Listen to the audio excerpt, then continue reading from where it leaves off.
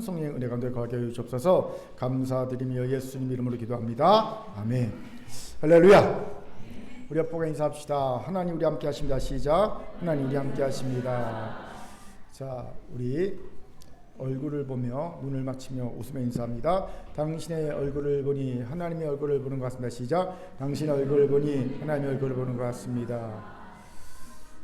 이번 주 동계수련회 은혜 가운데 잘 마쳤습니다. 그런데 항상 동계수련회 끝나고 이어지는 주는요, 주로 청년들 중심으로 예배 출석이 부진해요. 예. 그래도 우리는 올해 보니까 많이 나아졌는데 한번 따라합시다. 주신 은혜를 잘 간직합시다. 예. 다 저를 주목해 주시기 바랍니다. 가수 이효리 씨가 동영상으로 읽어주었던 책으로 화제가 되었던 책이 있습니다. 이반 일리치의 누가 나를 쓸모없게 만드는가라는 책이에요. 저자 이반 일리치는요, 20세기의 가장 탁월한 사상가로서 여러 학문을 넘나들며 현대 상식과 현대 진보의 근원적인 의구심과 도전을 던진 이로 평가되는 사상가입니다. 진짜 진보 맞아? 이게 진짜 올바른 상식 맞아? 이걸 의문을 던진 사상가예요. 그는 이 책에서 우리를 쓸모없게 만드는 이들이 누구이며 그들이 수행하는 숨은 역할이 무엇인지 밝혀내면서 지금껏 누구도 제기하지 못한 시장 의존 사회, 쉽게 자본주의 사회에서의 근본 문제를 지적합니다. 그는 인간을 무기력하게 만드는 이 사회 시스템에 대한 신랄한 비판과 반론을 제기하죠. 질문이 생깁니다. 이 사회 시스템, 자본주의 시스템이 인간을 무력하게 만들고 있다는 증거가 뭘까요? 극소수를 제외하곤 대다수가 억지로 똑같이 반복되는 하루를 버티며 산다는 것입니다. 왜요? 먹고 살기 위해서. 그러니 출근길 지하철에서 보게 되는 거의 예외 없이 똑같은 모습에 생기를 잃은 굳은 얼굴들을 본다는 겁니다. 지하철 타보셨습니까? 똑같은 표정이에요. 굳어서 멍하니. 이런 질문이 떠오릅니다. 그럼 이런 현대사회에 저항하면 되는 것 아닙니까? 저항할 수가 없죠. 이반 일리치는요, 생산에 필요한 도구를 직장에서만 얻도록 사회 기반 시설이 조직되었기 때문에 저항해서 이길 수 없다고 답을 합니다. 이러니 먹고 살려면 어쩔 수 없이 시장 의존 사회에 적응해야 하고요, 억지로 내 소중한 현재를 헌납해야 하는 것입니다. 즉 현대인은 현대사회와 싸워서 이길 수 없는 구조 속에 산다는 겁니다.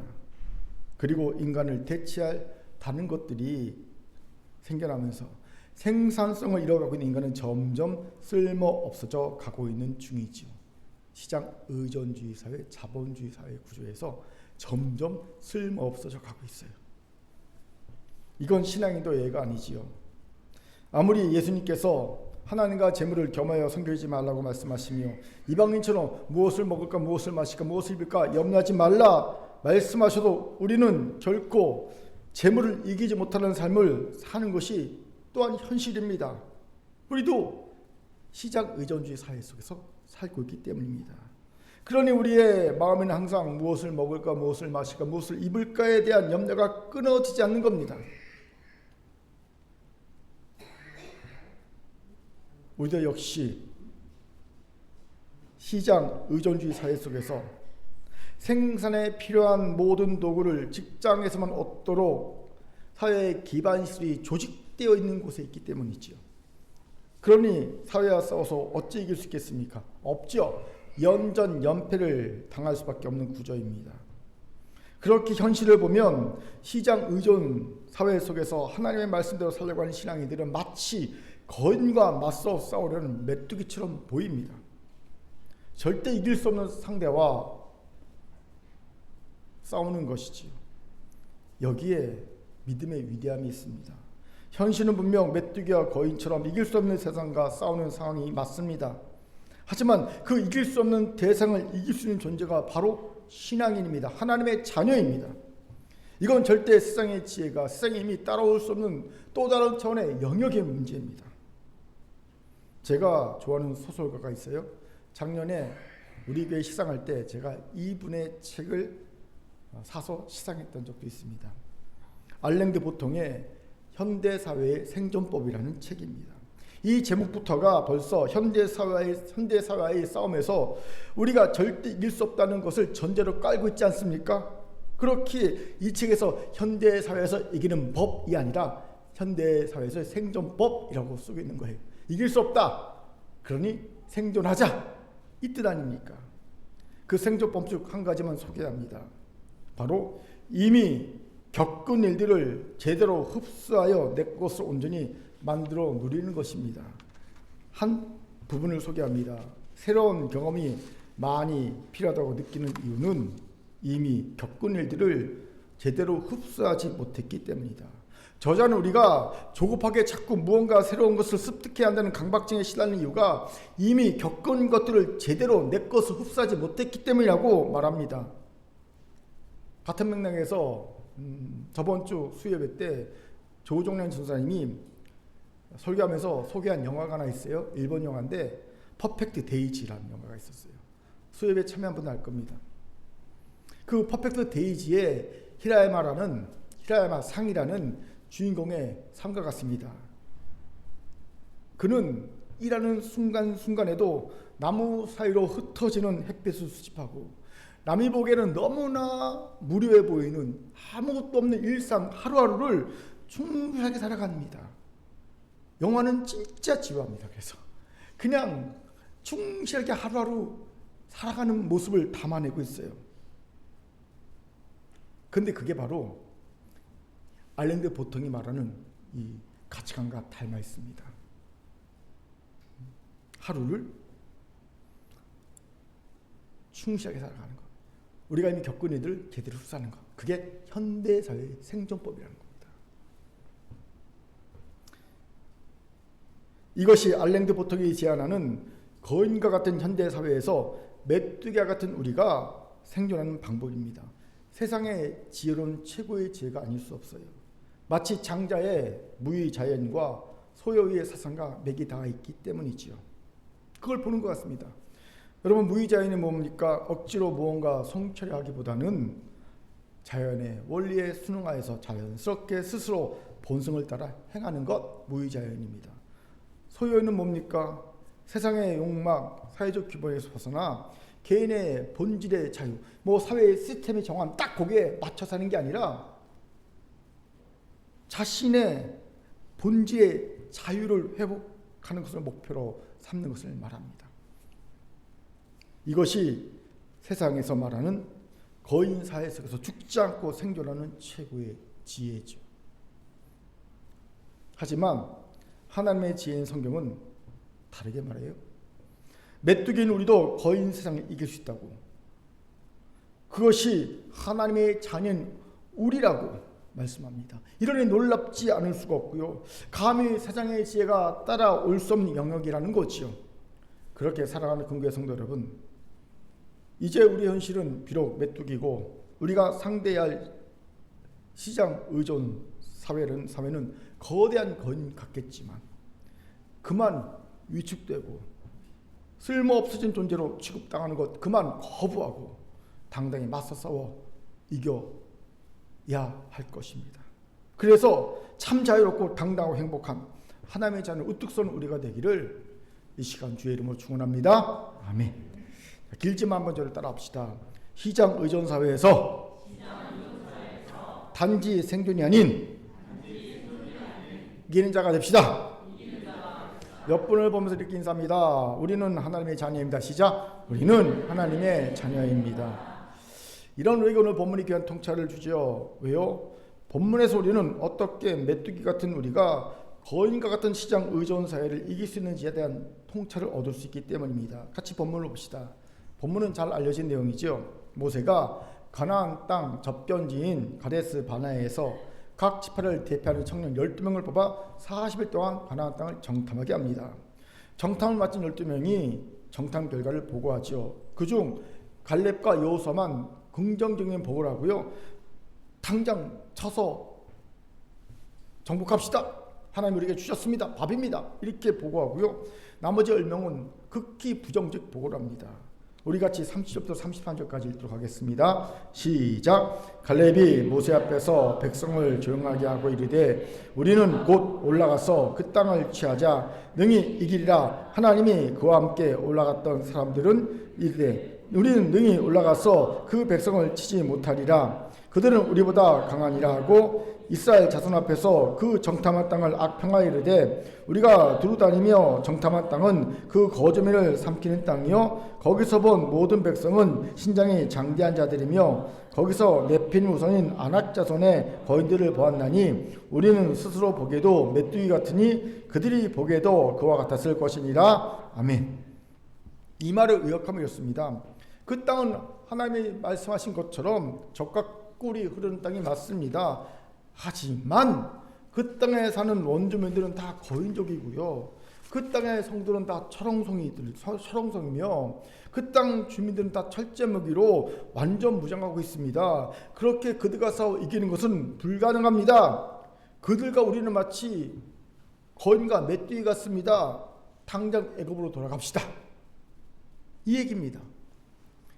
그리고 이 부정적 보고에 현혹된 이스라엘 백성들은 밤새 울며 하나님과 모세를 원망하고 모세 아론을 돌로 쳐 죽이고 다시 애굽으로 돌아가자고 합니다. 그때 하나님은 진노하시지요.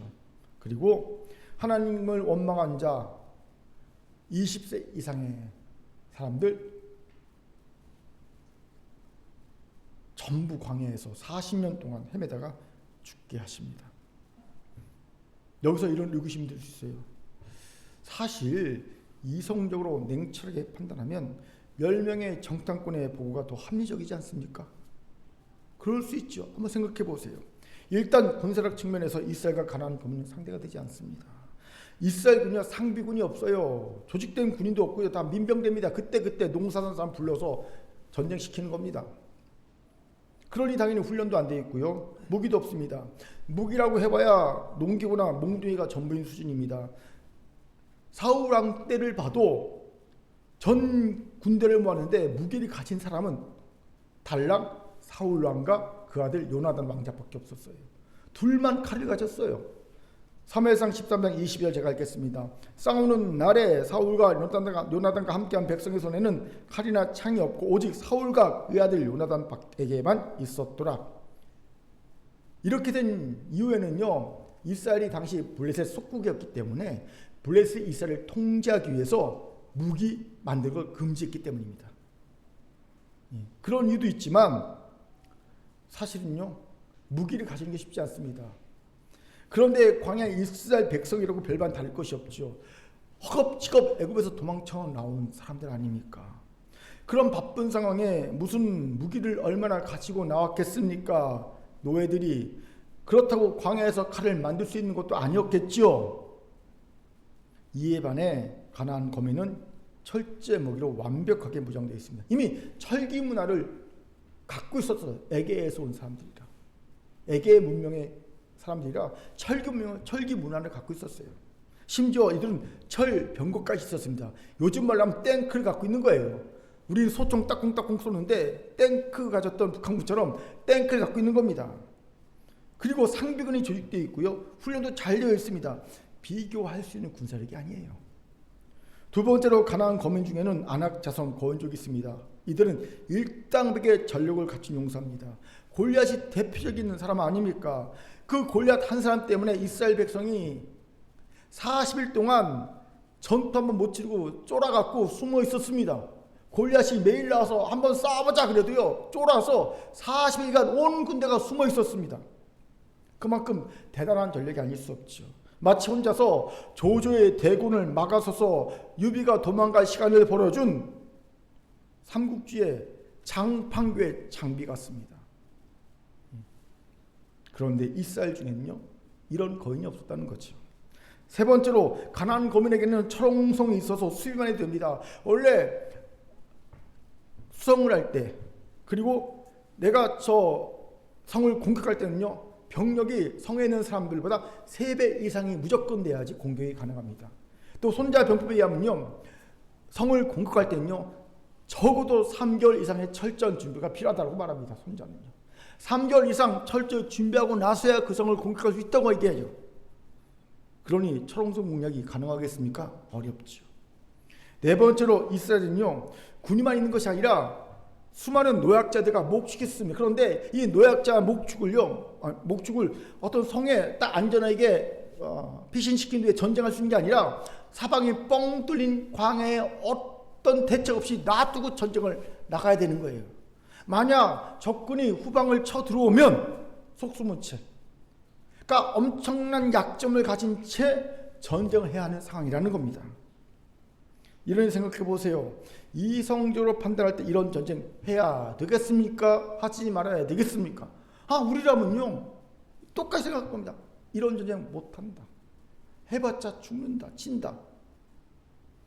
사실 자신을 메뚜기로 가난한 거민을 거인으로 비유한 것은 아주 적절한 비유를 할 수 있습니다. 저는 이런 10명의 정탐꾼의 모습에서 현대 신앙인의 모습을 봅니다. 우리도 현대 사회를 거인으로, 우리를 메뚜기로 보면서 절대 싸워서 이길 수 없다고 주장하고 있기 때문입니다. 실제로도 우리는 싸워서 이긴 적도 없고요. 예. 그런데 문제는 하나님은 그렇게 보지 않으신다는 거예요. 이게 우리의 문제이자 갈등 요소이자 어려운 도전거리입니다. 하나님의 생각과 우리의 생각은 다르십니다. 우리에게는 방법이 없어서 하나님께는 방법이 있다는 겁니다. 하나님은 전능하신 분이기 때문입니다. 아멘. 자, 여러분에게는 방법이 없어요? 여러분의 문제를 해결할 방법이 없지만, 여러분이 거인과 싸워 이길 방법이 없지만 하나님께는 있습니다.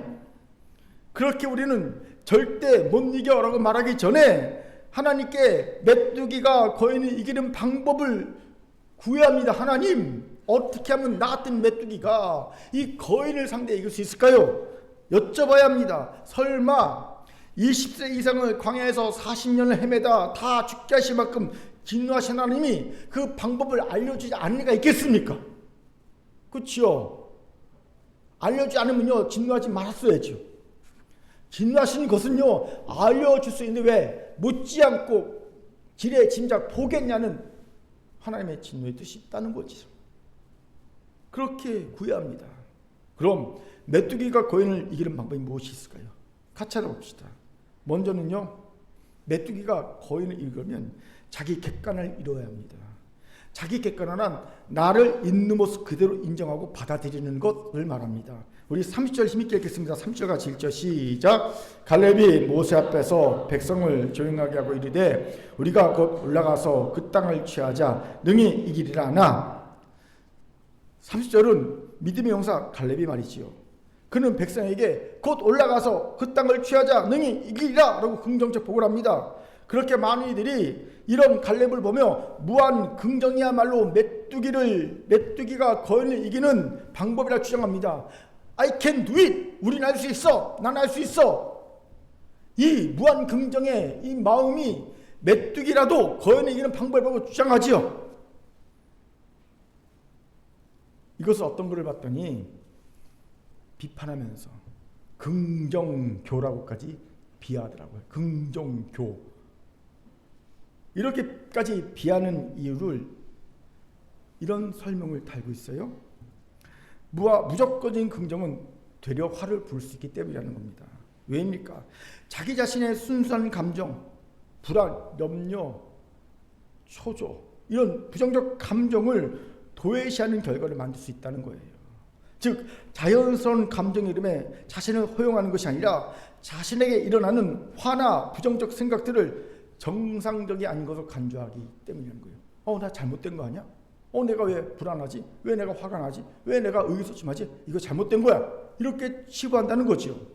그런데 자신의 감정이나 때때로 떠오르는 생각들을 자꾸만 부정하다 보면 어떤 것이 진짜 나의 본질인지 고민이 되고요. 어떤 경우엔 자괴감마저 든다는 거예요.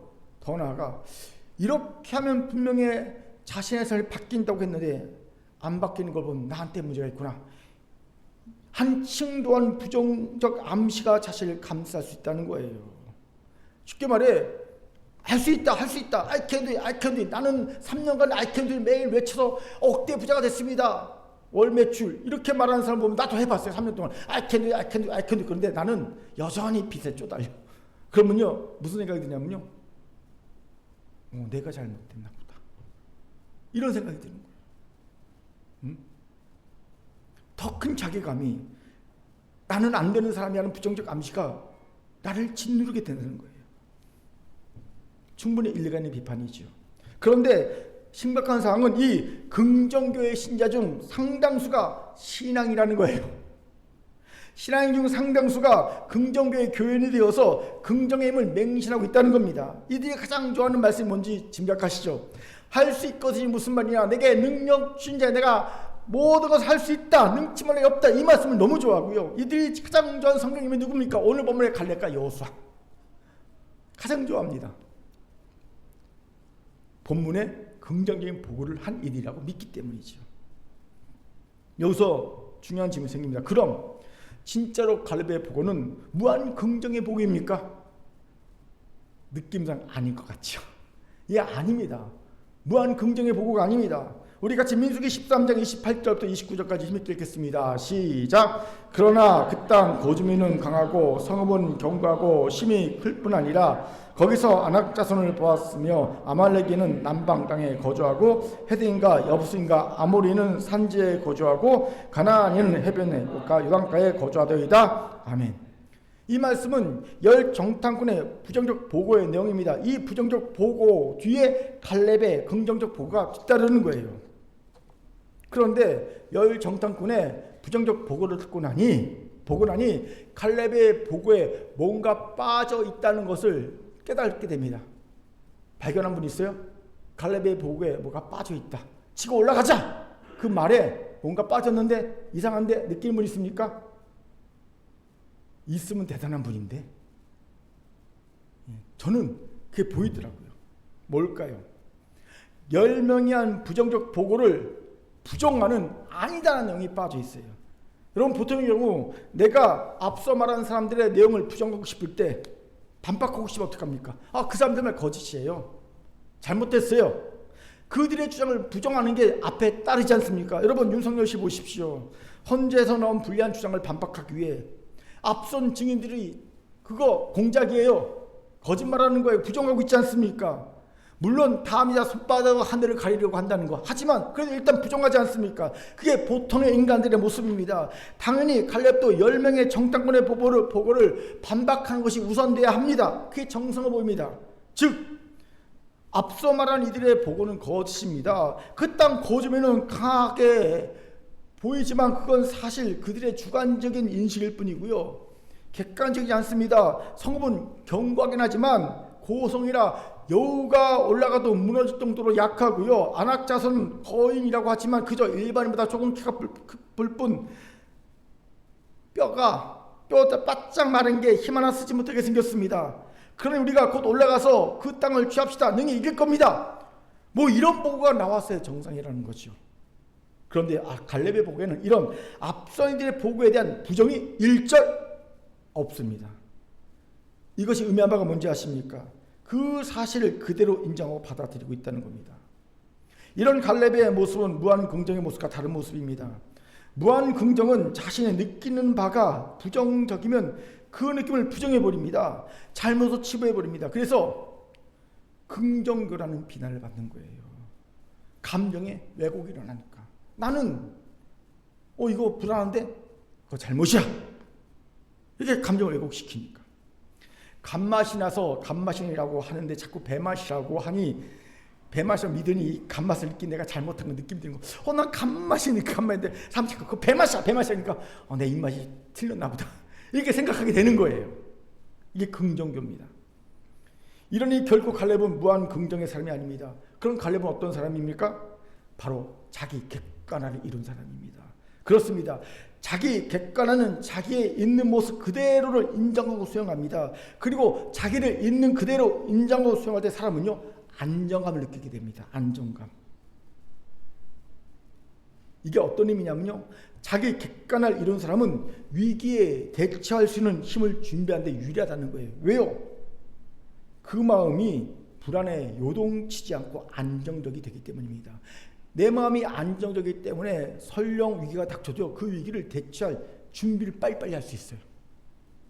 그렇기에 메뚜기 같은 우리가 거인 같은 세상과 맞서 싸워 이기려면 먼저 필요한 것은 무조건적인 무한 긍정이 결코 아닙니다. 대신 자기 객관을 이루는 거예요.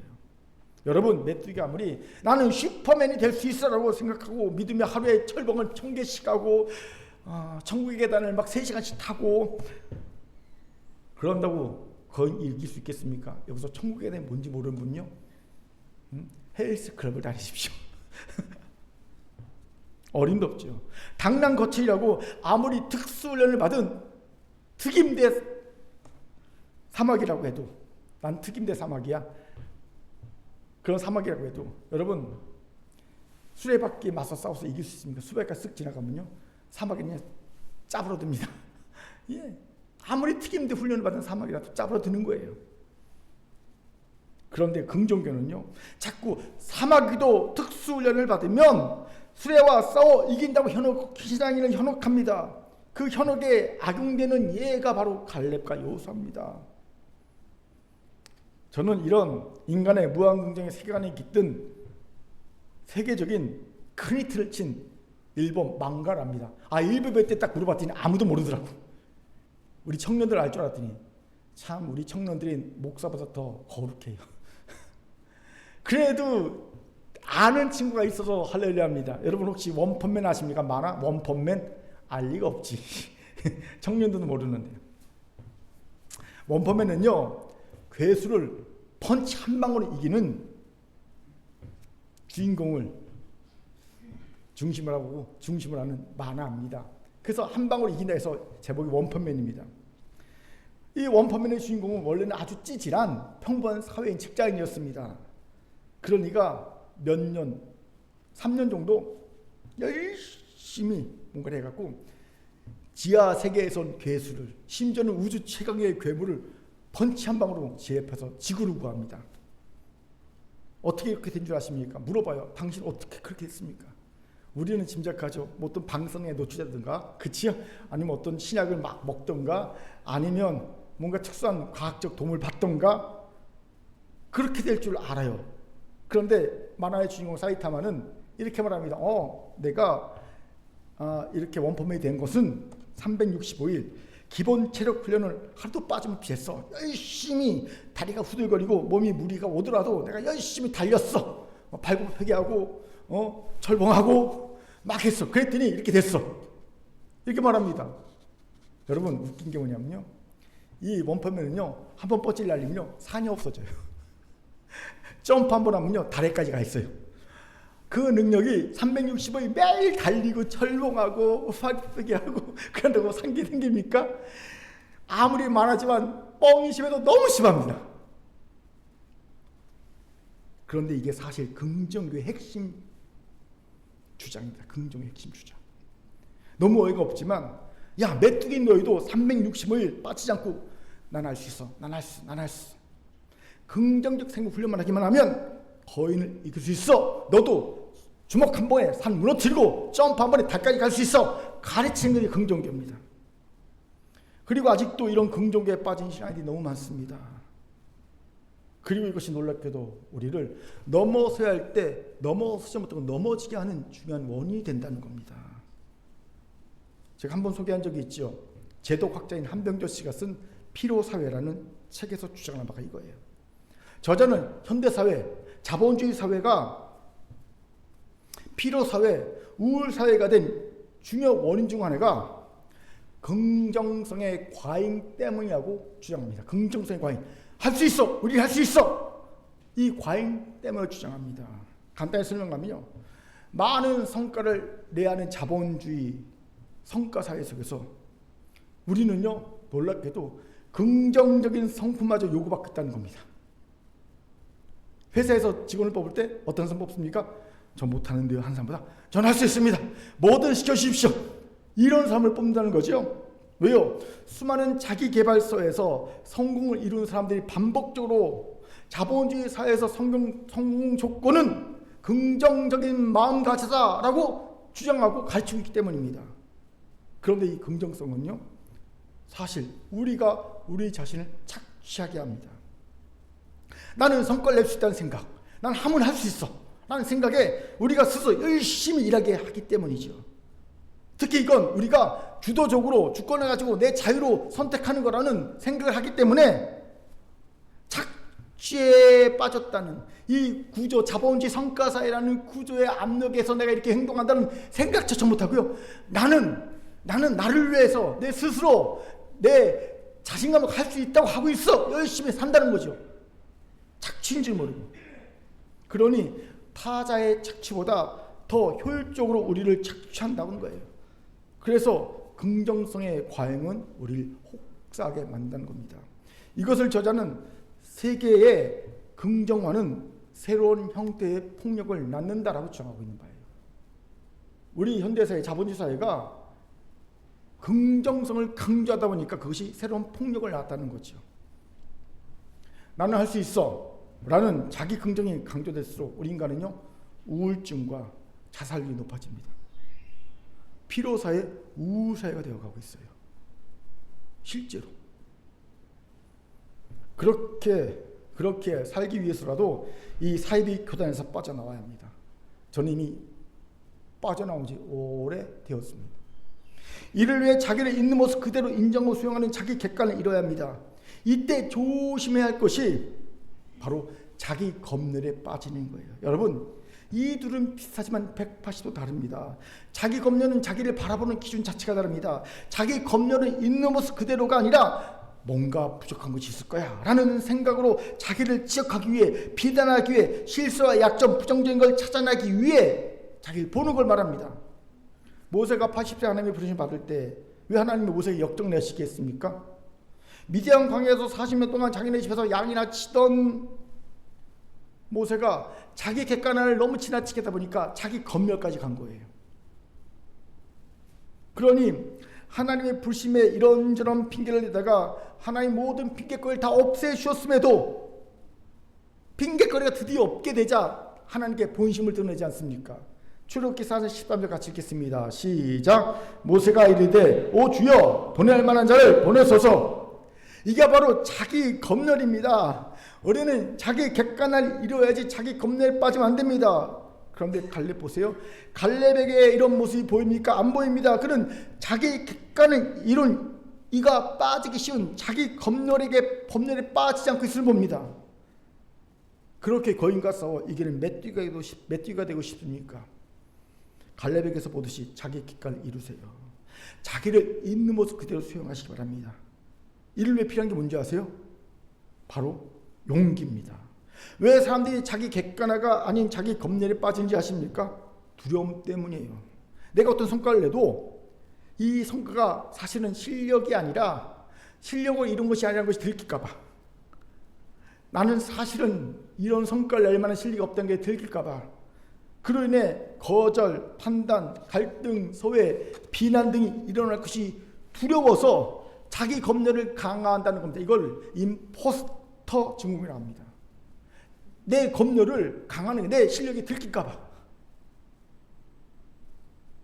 속된 말로 뽀록 날까 봐 자기 검열을 강화합니다.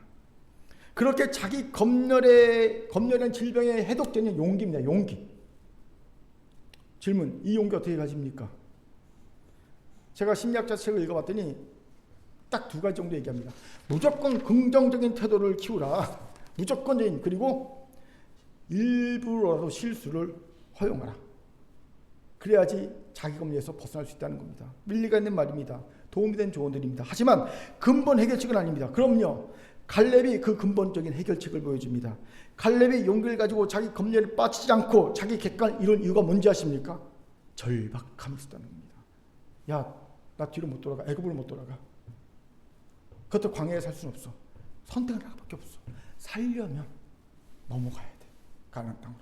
이 절박함, 살려면 가나안 땅에 가는 절박함이 두려움으로부터 벗어나 용기를 갖게 하고 자기 검열에는 객관을 이루었다는 거예요. 사진 한 장을 보죠. 잘 안 보일 겁니다.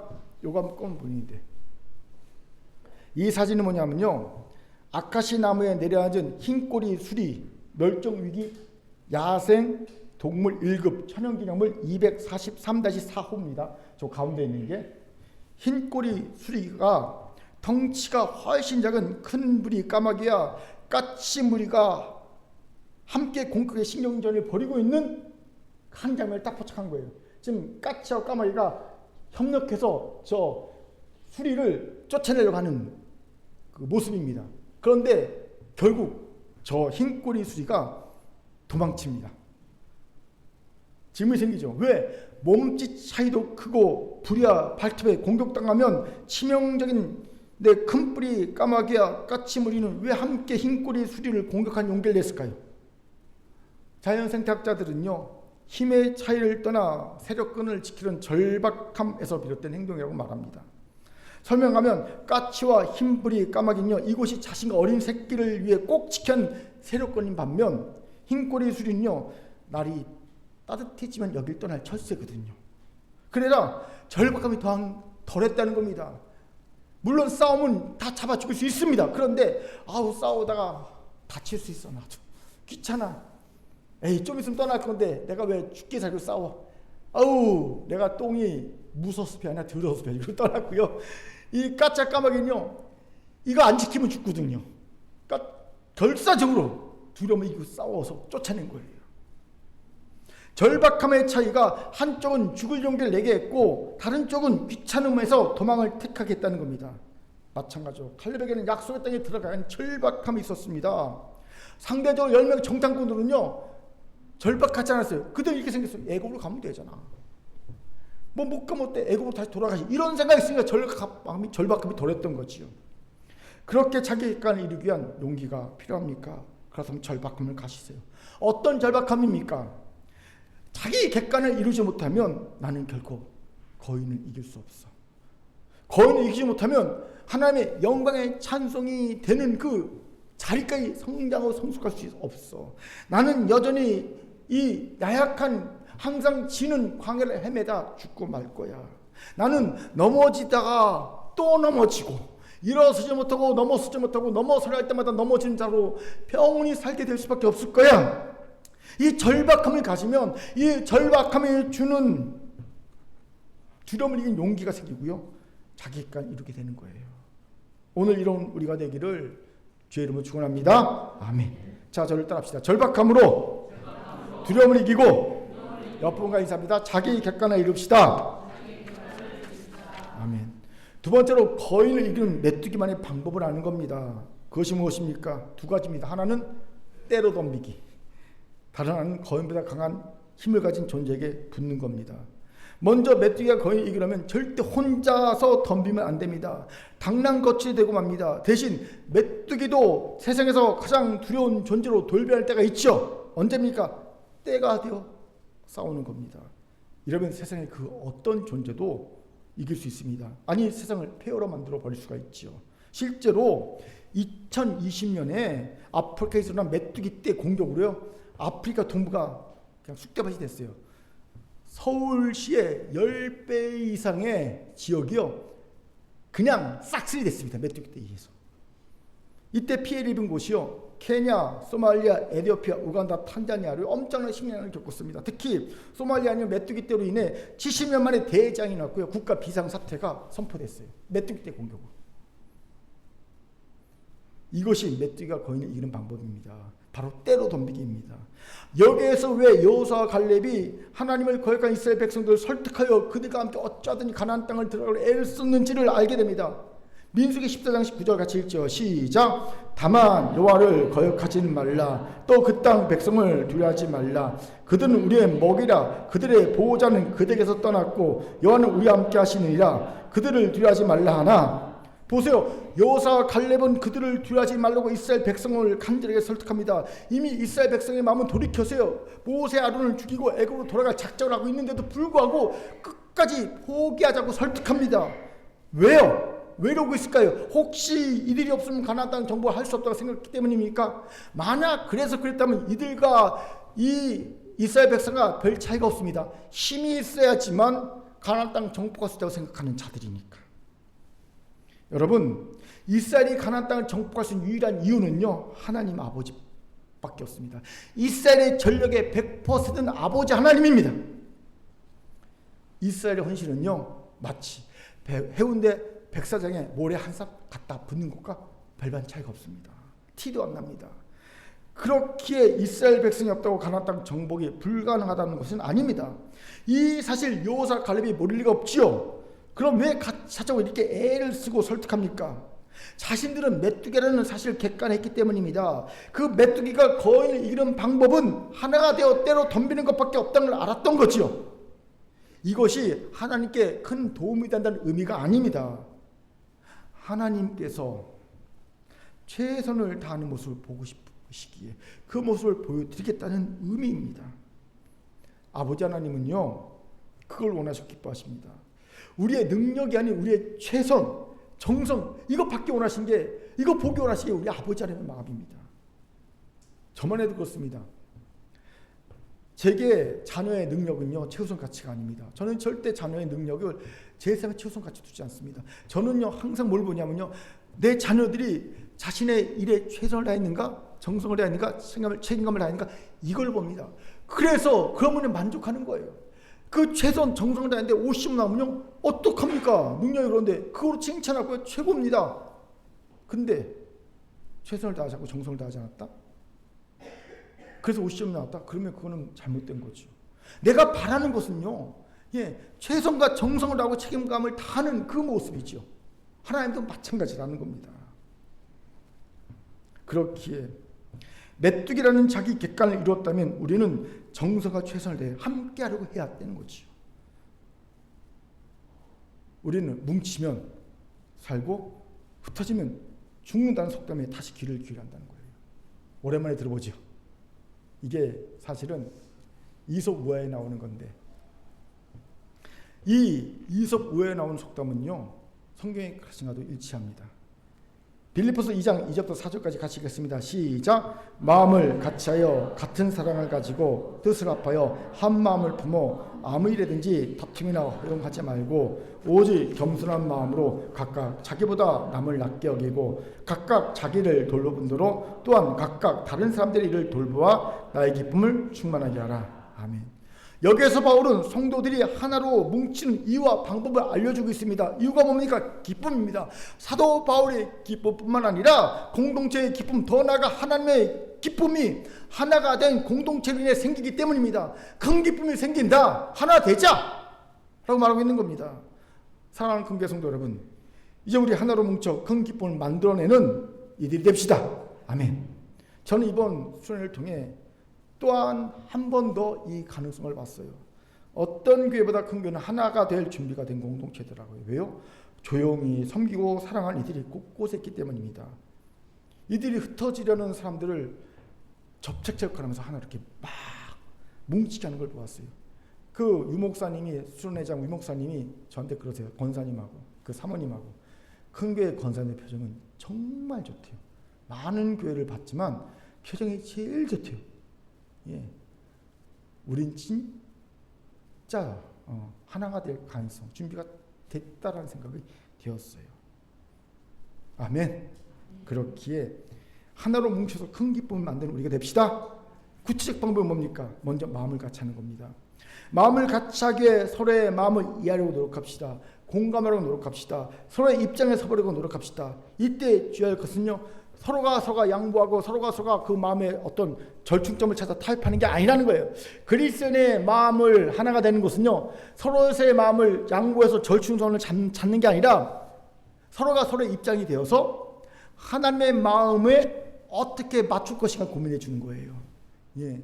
하나님의 마음이 있어요. 그 마음에 내가 저 사람 입장에서 이 사람 입장에서 어떻게 하나님의 마음에 맞출까? 이 사람은 나의 입장에서 어떻게 하나님의 마음에 맞출 수 있을까? 이렇게 고민해 주는 게 마음을 같이 하는 거예요. 기억하십시오. 우리는 언제나 하나님의 마음으로 하나가 되어야 한다는 사실입니다. 세상과 다른 거예요. 두 번째는 겸손한 마음을 가지는 겁니다. 겸손한 마음이란 자기보다 남을 낮게 여기는 마음입니다. 이 겸손은 절대 내가 진심으로 겸손해져야지 않고 되는 게 아니에요. 제가 말씀드리잖아요. 요즘 계속 여러분, 내가 진심으로 겸손해져야지 하는 사람은 겸손한 척은 할 수 있어요. 절대 겸손해지지 않습니다. 왜요? 나보다 저 사람이 낫다는 생각이 잘 안 들거든요. 진짜 겸손은요, 저 사람이 나보다 낫다, 내 주변에 누구도 다 나보다는 낫다라는 생각이 들 때 비로소 겸손이 되는 겁니다. 이 겸손은 어떻게 얻게 되는지 아십니까? 죄송하지만 끊임없이 반복되는 연약함, 실수, 죄악, 이게 만드는 열매가 겸손입니다. 잘하고 싶은데 계속 넘어지고 실수하고 실패하고 죄악을 저지른 저를 보면서 깨닫게 되는 것, 다 나보다 낫다. 그때 비로소 겸손을 맺는 겁니다. 여러분, 우리의 실수와 죄악이 하는 놀라운 일은 겸손을 만드는 거예요. 그래서 하나님은요, 우리의 실수와 죄악을 그렇게 오랫동안 참아주신 겁니다. 허용하신 겁니다. 왜요? 그 죄악이, 그 실수가 일을 하기 때문입니다. 어떤 일? 나를 겸손하게 일을 하기 때문입니다. 이러면 다투지 않습니다. 저가 나보다 나은데, 누구도 다 나보다 나은데 다투지 않습니다. 허용을 하지 않습니다. 세 번째는 서로의 일을 돌아보는 겁니다. 쉽게 말해 섬기는 겁니다. 이때 일방적으로 한쪽의 섬김을 말씀하지 않는다는 것에 주의하십시오. 서로 돌아봐. 서로 쌍방의 돌봄입니다. 돌아봄입니다. 저 사모가 있어 이런 말씀 드리기 죄송하지만, 사모가 딸들에게 강조하고 교육한 게 바로 이거더라고요. 항상, 그러니까 누군가 대접을 해줍니다. 친구, 부모가 뭔가 먹을 걸 보내와요. 그러면요, 그걸 받고 빈 그릇을 절대 보내지 않습니다. 빈 그릇에 뭔가를 채워서 보냅니다. 아이한테 가리키는 거예요. 대접을 받으면 어떤 형태로든 꼭 다시 대접해라. 그래서 우리 집에 온 선물은 빈 그릇으로 나가지 않습니다. 항상 거기에 뭔가 담겨져 나갑니다. 가리키는 거예요. 그런데 간혹 일방적인 섬김으로 고착화되는 모습을 볼 때가 있어요. 이러면 한쪽은 힘듭니다. 섬기는 쪽은 힘들고요. 섬김 받는 쪽은요, 당연시합니다. 항상 받는 거 당연시합니다. 섬김이 오래 지속될 수 없어요. 그렇게 서로 돌아보시기 바랍니다. 이 세 가지 방법으로 하나가 됩시다. 뭉칩시다. 그런데 간혹 뭉치면 살고 흩어지면 죽는다는 이 구호에 알레르기 반응이 일어나는 사람이 있어요. 제가 그래요. 사실은. 왜요? 이 구호는 전체주의 사회에서 독재자들이 주로 사용하는 구호이기 때문입니다. 우리나라에서 이걸 최초로 사용한 사람이 누구냐면요, 이승만 대통령. 1950년 10월 27일 한창 한국전쟁이 진행 중에 평양 탈환 환영 시민대회에서 이 플래카드를 걸었어요. 뭉치면 살고 흩어지면 죽는다. 처음으로 사용했어요. 물론 이때는 그 외침이 정당한 충분한 이유가 있었습니다. 우선 살아야 한다는 분명한 목표가 있었고요. 자기들을 해치려는 적군을 막아야 한다는 실천 사항에도 이미 국민이 다 동의하고 있었고요. 이미 전쟁이 일어난 상황에서 맞서지 않으면 안 된다라는 정당성이 있었기 때문입니다. 그럼 이제 우리는 어떻습니까? 우리도 또한 충분한 정당성이 있습니다. 바로 하나님의 말씀이 있지 않습니까? 그렇게 이제 우리 다시 뭉칩시다. 서로 하나가 됩시다. 그래서 함께 거인과 맞섭시다. 이로 인해 우리의 절박함과 최선과 성실을 하나님 앞에, 아버지 앞에 보여드립시다. 인정받읍시다. 하나님의 도우심으로 거인을 썩히니가 우리가 될 줄 믿습니다. 아멘. 또 서두에서 소개한 누가 나를 쓸모없게 만드는가의 저자 이반 일리치도 우리에게 삶의 근본적 질문을 던집니다. 자기 후반부에 이런 질문이 나와요.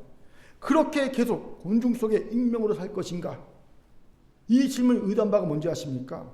자신이 거대한 시장 의존 사회라는 세상 속에 갇혔다는 걸 깨닫고 열심히 돈을 벌어서 탈출했어요. 탈출에 성공했습니다. 파이어족도 있지 않습니까? 20대 열심히 벌어서 30대 딱 탈출해버리고 이제 돈을 벌고 사는 사람들 부럽죠. 이걸 위해서 그렇게 세상 속에 들어 열심히 사는 거예요. 요즘 애들이 빨리 은퇴하려고, 이 거대 자본주의 세상 속에 갇혀 살지 않으려고, 시장 의존 사회의 도구로 압력받으며 살지 않으려고 열심히 돈을 벌어서 30대 그냥, 요즘 우리나라 그동안 15억에서 20억 정도 있으면 탈출한다고 하더라고요. 15억, 20억 정도 현금 자산을 갖고 탈출하고 싶어서 열심히 돈을 버는 겁니다. 탈출합니다. 나는 살았다. 나는 자유다 이러려고 했거든요. 그런데 자기 혼자만 그렇게 세상에 탈출했다고 좋아하지 말라는 겁니다. 대신 그런 자신을 드러내서 뜻을 같이한 이들을 모으라는 겁니다. 왜요? 그래야 사람들이 많이 모아져야 거대한 구조를 흔들고 틈을 만들어내고 변화를 일으킬 수 있기 때문입니다. 우리 수련회 설교 때 엘리야가 왜 불뿌리 혁명, 밑으로부터 혁명 개혁 실패했습니까? 혼자였기 때문입니다. 그렇게 우리 서로 뭉칩시다. 하나가 됩시다. 큰 교회는 이부에서 큰 은혜를 받은 교회입니다. 우리는 진짜 하나가 될 가능성이 높은 교회이기 때문입니다. 그런데 점점 그 은혜가 퇴색되어 가고 있습니다. 다시 회복합시다. 그래서 거인을 이기는 메뚜기 때가 되길 바랍니다. 거인을 이기는 메뚜기만의 방법. 두 번째는요, 전능하신 하나님께 붙어있는 겁니다. 민수기 14장 9절에서 보면 여호사와 갈렙이 백성을 설득하면서 여호와는 우리와 함께 하시니라는 한 말, 이 말의 의미가 뭔지 아십니까? 전능하신 하나님께 붙어 있기만 하면 저절로 거인을 이길 수 있다는 의미입니다. 창승부기 미치천리라는 말이 있어요. 휘파리 혼자서는 먼 길을 갈 수 없지만 천리마 꼬리에 붙어 있으면 천리께도 갈 수 있다라는 뜻입니다. 요즘 말로 표현하면 세상을 변화시키는 1% W에 붙어 있으면 나도 저절로 엄청난 부자가 된다는 뜻으로 해석할 수 있어요. 아마 시골사 박경철 씨의 아주대 강의를 많은 분들이 아실 겁니다. 못 들은 분은 꼭 들어보십시오. 1993년도에 카이스트에서 인문학 강의가 있었어요. 경제연구소에서. 근데 억지로 이분이 억지로 거기 가게 됐어요. 군번이 낮아서. 근데 혼자 가기 싫으니까 백수 친구를 같이 데리고 왔어요. 용돈 주고 같이 가자 데리고 왔어요. 근데 허름한 청바지 입은 티셔츠 입은 사람이 조그만 사람이 나와서 칠판에 W라고 딱 쓰고 난 다음에 그게 다 박사들, 카이스트 박사가 있는데 이제 다음 세대는 W가 지배할 겁니다 라고 했어요. 그랬더니 박사들이 바쁜 시간에 미친놈 불러다가 이게 뭐하는 짓이냐고 투덜거리고 다 나갔어요. 강의 중간에. 그런데 이 친구는요 아니었어요. 강의가 끝나고 이 W가 주차장에서 차를 타고 시동을 딱 거는 순간 이 친구가 막 뛰어가더니 그 차문을 딱 열고 이 W가 말합니다. 저는 W를 믿습니다. 그리고 박경지 씨한테 돈을 빌려갔고요. 그날 W와 함께 저녁을 먹고 술을 먹으면서 제발 저도 W의 세계에 입문하게 하여 주옵소서 도움을 청했어요. 그리고 그 사람한테 얘기를 들었습니다. 그리고 돈을 싹싹 긁어모아서 700만 원 가지고 웹사이트 그 웹 회사를 설립합니다. 그런데 몇 년 뒤에 그 회사의 자산 가치가 2조 원을 넘습니다. 그분의 그 초고층 빌딩이 신도림역에 있습니다. 2조 원이 700만 원짜리 회사가 몇 년 뒤에 2조 원이 넘어갑니다. 이때 이게 박경렬 측이 충격을 받은 거예요. 왜 같은 장소에서 같은 사람부터 같은 말을 들었는데 왜 친구는 인생을 걸고 뛰어들어야 복음으로 들었고 왜 나는 망상장애를 가진 환자의 기괴한 얘기라고 느껴졌을까? 같은 얘기 자기가 데려왔는데 돈 주고 그 친구는 그걸 듣고 2조 원대 백수가 2조 원대 갑부가 됐는데 왜 나는 안 그렇지? 그 다음부터 세상을 바뀔 1%의 더블을 찾기 시작했어요. 부자는요 1%의 W만이 된 게 아니라 9%의 W를 알아본 사람이 되거든요. 여러분 자동차 헬리포드가 만들었죠. 갑부가 됐지요. 그런데 또 누가 갑부가 된지 아십니까? 헬리포드를 알아보고 주유소를 만든 사람 아직 갑부가 됐어요. 자동차 저거 신박한데? 저 연료 어떻게 쓰지? 주유소 만들면 되겠다. 1% W만 되는 게 아니에요. 갑부는 알아본 사람이 되는 거거든요. 같은 이치로 우리는 자기 객관화 결과 명확한 메뚜기입니다. 아무리 날고 기어봐야 메뚜기 속에서 잘난 메뚜기일 뿐입니다. 이 메뚜기끼리서 잘난 차지 맙시다. 이런 우리가 거대한 거인과 싸워 이길 수 없죠. 거대한 거인 같은 세상을 어떻게 싸워 이깁니까? 그렇게 우리도 1%의 W를 알아보고 W가 딱 붙어 있어야 합니다. 그런데 우리 아버지 하나님은요 온 우주에서 비교 불가 울트라 캡숑 W입니다. 비교 불가합니다. 그렇게 사실 우리는 다른 더블을 찾을 필요가 없습니다. 오직 아버지 하나님에 딱 달라붙어 있으면 됩니다. 이것 하나 잘해서 인생 역전한 사람이 다윗 아닙니까? 다윗이 집에서도 버림받고 철한 목동 출신에서 이스라엘의 왕이 된 이유가 뭡니까? 여호와 나의 목자시니. 목자는요 양과 딱 붙어 있거든요. 그는 그냥 하나님을 딱 따라붙어 산 거예요. 그러니까 하나님 그걸 역전시켜 주신 인생이었죠. 여러분, 우린 다윗보다 한껏 위입니다. 우린 하나님 뭐라고 부릅니까? 아빠, 아버지. 목자 양보다 아들과 아버지 관계가 더 친밀하지 않습니까? 그러니까 우리가 사실 다윗보다 한껏 위입니다. 그렇게 우리가 아버지를 딱 붙여봐야 합니다. 하나님 나의 아버지입니다. 그것도 그냥 아버지가 아니죠. 당부 아버지입니다. 이 사실을 꽉 붙잡으십시오. 헤프게 우리를 위해 모든 걸 주시고 우리를 언제나 받아주시고 우리를 또 잃어버리고 다시 회복시켜주시는 당부 아버지, 우리에게만은 헤프게 모든 걸 다 부어주시고 다 소모하는 당부 아버지가 내 아버지입니다. 이걸 딱 붙잡는 겁니다. 놓지 않는 겁니다. 평생 같이 붙어 있는 겁니다. 그러면요 우리도 인생 핍니다. 메뚜기가 맞지만 거인과 세상에서 이길 수 있는 자가 될 줄 믿습니다. 자, 절대 합시다. 하나로 뭉치고 아버지 하나님께 딱 붙어있는 것이 메뚜기 같은 우리가 거인을 이기는 방법입니다. 거인을 이깁시다. 시작. 거인을 이기는 방법입니다. 거인을 이깁시다. 옆분 보면서 거인을 이깁시다. 거인을 이깁시다. 아멘. 이제 말씀 마치죠. 시장 의존 사회라는 거인은 자신에게 굴복하여 다람쥐 쳇바퀴 돌듯이 그 속에서 사는 인간들을 점점 쓸모없게 만들어갑니다. 며칠 전 안청호 집사랑 이런 얘기를 했는데, 안청호 집사 재밌는 얘기를 해요. 남자는 어떤 스펙을 가지고 있던 상관없이 대부분 50대 이후가 되면 그 삶의 승부는 누가 얼마나 잘 닭을 튀기는가에 달려있다. 그가 뭐 서울 잘 나오건 직장에서 어떤 일 했던 어떤 유능한 사람이건 스펙을 갖던 상관없이 50대 이후가 넘어가면 후반이 되면 누가 얼마나 닭을 잘 튀기는가에 이후의 승부가 달려있다. 그치, 한마디 더 했습니다. 아니다. 피자도 있다. 피자 얼마나 잘 구운지가 승부가 달려있다. 얘기했어요. 이게 현실입니다. 시장 의존 사회라는 거인에게 굴복하여 산 우리가 얼마나 어떻게 쓸모없어지는가를 현실적으로 보여주는 예라는 생각이 들었습니다. 그런데 신앙인 하나님의 자녀는 우리는 달라야 합니다. 다를 수 있습니다. 우리는 기적의 주인공이 되어 거인을 이긴 메뚜기가 될 수 있습니다. 되어야 합니다. 그렇게 이 기적에 도전합시다. 그래서 이깁시다. 시장 의존 사회의 구조에서 벗어나 참 자유와 기쁨과 인간됨의 존엄을 회복하는 우리가 됩시다. 너무 이상적입니까? 이런 의구심이 들어요. 목사님 너무 이상적인 말만 하네. 여러분, 세상에 저 같은 목사 하나 정도 있어도 되지 않겠습니까? 그런 마음이 들어 오늘 설교합니다. 이를 위해 오늘 말씀처럼 첫 번째, 자기 객관을 제대로 이룹시다. 자기 거물이 아닌 자기를 있는 그대로 인정하고 수용합시다. 하나님의 영광의 찬송이 되는 그 자리까지 이르겠다는 절박함의 준 용기로 자기 객관을 이룹시다. 우리는 메뚜기입니다. 두 번째, 그렇기에 이제 메뚜기로 거인과 싸워 이기는 방법을 합시다. 먼저 때려 덤비는 겁니다. 우리는 뭉쳐야 합니다. 마음을 같이 하고 겸손함으로 서로 돌아봐야 합니다. 다음으로 우리는 온 우주의 딱 한 부분인 더블 하나님께 딱 붙어 있어야 합니다. 당부 아버지 하나님의 자녀임을 결코 놓치지 말아야 합니다. 여러분, 2025년도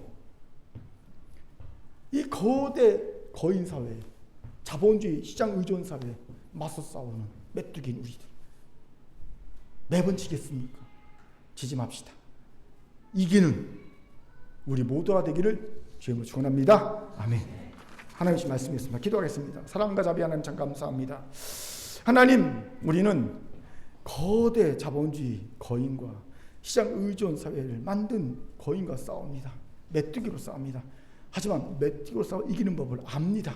그 방법대로 하나님과 딱 붙어서 이기게 도와주옵소서. 하나 되어 때로 덤벼 이기게 도와주옵소서. 그래요, 인간의 존엄성, 자유, 행복을 찾는 우리 되게 도와주옵소서. 감사드리며 예수님 이름으로 기도합니다. 아멘.